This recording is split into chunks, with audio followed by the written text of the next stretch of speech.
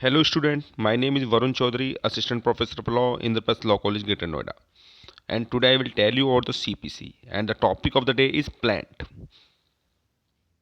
A plant is a legal document which contains the written statement of the plant's claim. A plant is the first step toward the initiation of a suit. In fact, in the every plant the content of a civil suit is laid out. जो plaint से मतलब है इसको हिंदी में बोलते हैं वाद पत्र कि वाद पत्र से होता क्या है। वादपत्र एक दस्तावेज है जिसके द्वारा प्लेंट अपना क्लेम न्यायालय के सामने प्रस्तुत करता है। मतलब न्यायालय के सामने रिटेन में उसको प्रस्तुत करता है कि भाई क्या क्या वो न्यायालय से चाहता है, मतलब क्या क्या वो वादी है। तो वादपत्र इसको बोलेंगे, वादपत्र में क्या क्या उन्होंने मेंशन किया कि क्या वो क्लेम कर रहा है, किस चीज़ का वो दावा कर रहा है। तो उस चीज़ को जो वो दावा कर रहा है रिटेन में प्रेजेंट करने को ही क्या प्लेंट बोलते हैं। प्लेंट का मतलब क्या होता है, प्लेंटिफ जो होता है उसको, वो जो प्रस्तुत करता है उसको प्लेंट बोलते हैं।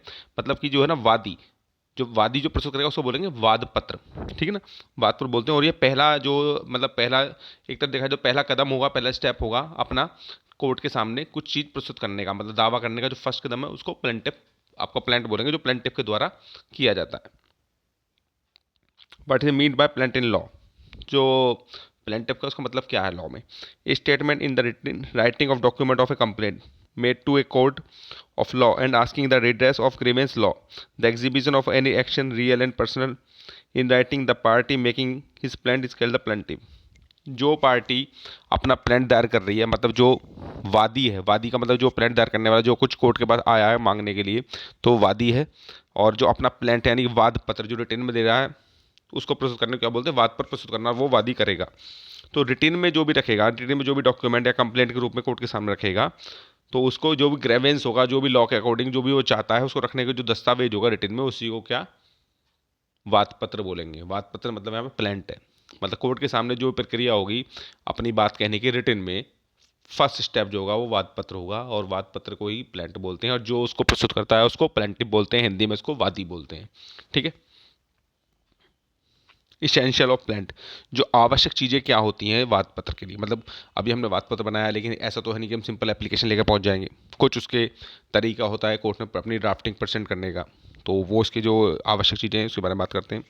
Plaint should contain name, description and residence of plaintiff. सबसे प्लेंटिव को क्या है, अपना नाम लिखना होगा, अपना एड्रेस लिखना होगा कि भाई वो कहाँ पर रहता है, क्या नाम उसका है। ठीक है। उसके बाद लिखना होगा कि क्या वो मांग रहा है, मतलब किस चीज़ का वो दावा कर रहा है, क्लेम कर रहा है कोर्ट से। ठीक है ना, वो सब चीज़ें उसको मेंशन करनी होंगी।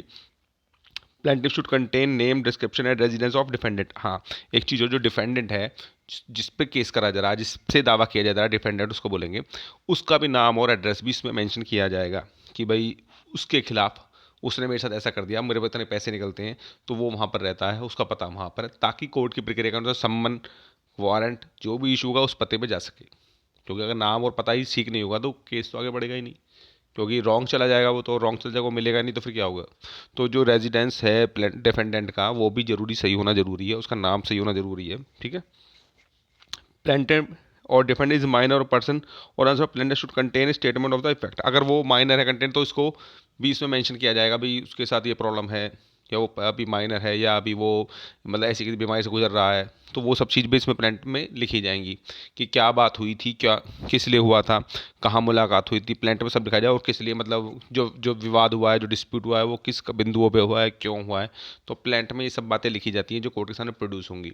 ठीक है ना। उसको पढ़ने के बाद जो कोर्ट में जो जज साहब होंगे, जज जो होगा वहाँ पर, वो उस प्लेंट को पढ़ेगा और उसके आधार पर ही आगे कोर्ट में केस चलेगा। मतलब दावा जो होगा, वो जो उसने दावा किया है प्लेंट में, उसके आधार पे केस चलेगा, और उसका जवाब जो देता है वो कौन देता है, डिफेंडेंट देता है। और जो जवाब देगा वो भी रिटन में ही देगा। जो दवा उसका जवाब जो आएगा वो भी रिटन में ही आएगा, उसको क्या बोलेंगे हम, WS, इसकी full form is written statement, यानी कि जवाब पत्र। जो उनका जवाब पत्र होगा, ठीक है भाई, जवाब पत्र क्या है, वो भी बोला कि उसने मेरे से इतने पैसे लिए हैं, तो जो डिफेंडेंट बोलेगा कि नहीं मैंने पैसे नहीं लिए या मैंने लिए हैं, जो भी उसका जवाब होगा वो आएगा।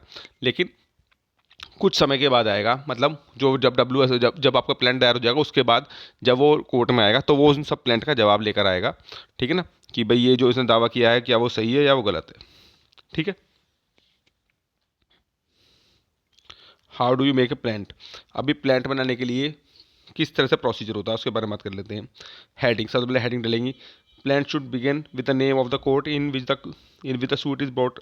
रूल, रूल ए, ऑर्डर 8, ठीक है ना। जो रूल रूल आपका जो ऑर्डर 8 है उसमें लिखा हुआ है कि भाई हेडिंग किस तरह से डलेगा। आप एक बार इसको पढ़ लेना अपनी सीपीसी की बुक में कि जो प्लान दायर होगा, जो वाद पर दायर होगा, वो किस तरह से कोर्ट का जो डेफिनेशन हेडिंग होगी, कोर्ट का नाम होगा, उसके बाद कि कौन कौन पार्टी हैं, किन किन पार्टी के नाम मतलब किन किन के जो बनाम या वर्सेस करके डालेंगे। हम हिंदी में करेंगे तो बनाम और इंग्लिश में डालेंगे तो वर्सेस, कि किसके और किन किन दोनों पार्टीज के बीच में केस है। जो फर्स्ट पार्टी है जो दावा कर रही है उसको प्लेंटिफ बोलेंगे, सेकंड पार्टी जिस पर दावा किया जा रहा है उसको डिफेंडेंट बोलेंगे, ठीक है। For example, place of number should be left blank which will be filed by the court officially. जो प्लेस ऑफ द नंबर होंगे भाई को अभी जो कोर्ट में जो सूट होगा या होगा वो बाद में, अभी पहला हुआ है तो वो जो कौन भरेगा, कोर्ट का स्टाफ भरेगा, जज साहब भरेंगे। उसके बारे में अभी हमें मालूम नहीं है कि उस पर क्या नंबर आएगा, तो वो तो हम अभी खाली छोड़ देंगे, ठीक है। Title, the heading of the should be written as per the rule 1B order 7। जो टाइटल होगा वो ऑर्डर 7 के हिसाब से भरा जाएगा। इट मीन्स का ये एक ड्राफ्टिंग प्रोसीजर है प्लेंट में, वाद पत्र जिसको बोलेंगे, कि जिस तरह से हम कोर्ट में जा रहे हैं तो आप कोर्ट में अपना दावा दायर करना रिटन डॉक्यूमेंट में, उसको ही प्लेंट बोलेंगे। और जब उसका जवाब आता है तो उसको WS बोलेंगे। जैसे आप कोई भी चीज़ लिखने का एक प्रोसीजर होता है, आप स्कूल में एप्लीकेशन लिखेंगे तो आप उसका भी एक प्रोसीजर होता है, तो ऐसी कोर्ट में भी कोई भी डॉक्यूमेंट दायर करेंगे या कोई भी बात रिटर्न में कहेंगे तो उसका भी एक प्रोसीजर होता है कि पहले किसके नाम आएगा, भाई कोर्ट का नाम आएगा जिस कोर्ट में आप जा रहे हैं, फिर क्या दावा कर रहे हैं वो सब चीज़ें आएंगी। तो दावा दायर करने, कौन दावा दायर कर रहा है, तो प्लेंटिफ है मतलब वादी है, तो वादी का नाम आएगा, वो कहाँ पर रहता है, एड्रेस आएगा, तो डिस्प्यूटेड पॉइंट क्या है, किस चीज़ से संबंधित वो दावा कर रहा है, वो सब चीज़ें आएंगी। उसके आधार पर आपका वाद पर दायर हो जाएगा कि डिस्प्यूट कहाँ हुआ था, क्यों हुआ था, क्या इन दोनों के बीच में क्या दोनों पार्टी में क्या रिलेशन था। भाई कोई ना कोई रिलेशन होगा ही जब डिस्प्यूट हुआ है, हस्बैंड वाइफ थे, किसी ने किसी का उधार लिया है, या कोई ज़मीन का लैंड का डिस्प्यूट है, तो वो सब जो उसमें रिलेशन होगा वो भी डालना पड़ेगा, भाई कहाँ किस पॉइंट पर डिस्प्यूट हुआ और कहाँ वो दोनों मिले और किस बात पर डिस्प्यूट हुआ, ठीक है। तो ये सब बातें होंगी और उसका जवाब जब आता है तो उसको बोलते हैं WS बोलते हैं। उसके बारे में आप अगले उसमें बताऊंगा वीडियो में। तो WS को बोलेंगे जवाब पत्र। इन सब पॉइंट पर जो वादी ने बताए हैं कि भाई मेरा ये क्लेम है, मेरा इतना पैसा है, जो भी इस बात का जवाब डिफेंडेंट देगा। तो डिफेंडेंट भी पूरी बात बताएगा कि मैं इसको मैं एक्सेप्ट करता हूँ, एडमिट करता हूँ या नॉट एडमिट करता हूँ। वो सब चीज़ें कहाँ आने वाली हैं, WS में आने वाली हैं। लेकिन हाँ एक चीज़ ध्यान रखिए, प्लांट में वादी का नाम, एड्रेस और प्लेंटिफ का भी सारा नाम और एड्रेस आएगा, ठीक है। उसके आधार पर ही आगे सारी प्रक्रिया होगी।